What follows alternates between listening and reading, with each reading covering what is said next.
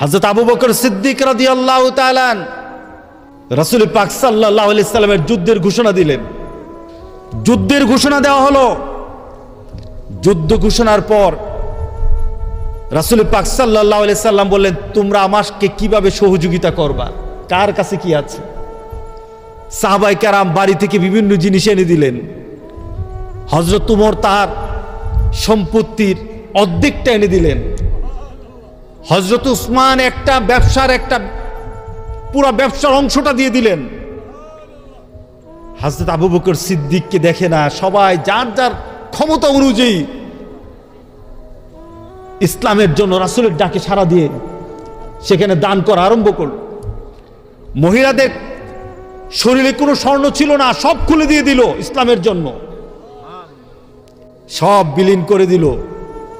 রাসূল পাক সাল্লাল্লাহু আলাইহি সাল্লাম এদিক ওদিক তাকায়। রাসূল পাক সাল্লাল্লাহু আলাইহি সাল্লাম বলেন, আমার আবু বকর কোথায়? আমার আবু বকর কোথায়? হযরত আবু বকর সিদ্দিক রাদিয়াল্লাহু তাআলা একটা খাম্বার পাশে দাঁড়ানো, রাসূলের ডাক শুনে উপস্থিত হলেন। আবু বকর, তুমি কি আনছো? হযরত আবু বকর সিদ্দিক রাদিয়াল্লাহু তাআলা হাতের মধ্যে একটা পুটলা বের করলেন। রাসূল পাক সাল্লাল্লাহু আলাইহি ওয়াসাল্লামের কাছে এটা উপস্থাপন করে বললেন, ইয়া রাসূলুল্লাহ, সবাই তো যতটুকু পারে ক্ষমতা থেকে বেশি বেশি করে দান করছে, যার যতটুকু আছে পর্যাপ্ত হারে দান করছে, কিন্তু আমার কাছে তো এমন কিছু নাই। আমি যে আপনার সামনে গিয়ে দাঁড়িয়ে দান করব, আমার দান করার মতো ঘরে আমার কিছু ছিল না।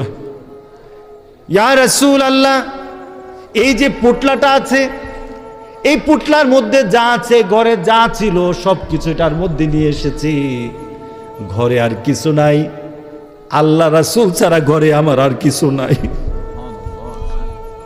রাসূল পাক সাল্লাল্লাহু আলাইহি সাল্লাম আবু বকরকে ডাক দিয়ে বললেন, আবু বকর, এই স্তূপ করা যত সম্পদ আছে এই সম্পদের মান, আর তুমি যে ছোট্ট একটা পুটলা আমাকে দিলে ওইটার মান যদি পাল্লায় দেওয়া হয়, গোটা পৃথিবীর সব সম্পদ এক জায়গায় দিল।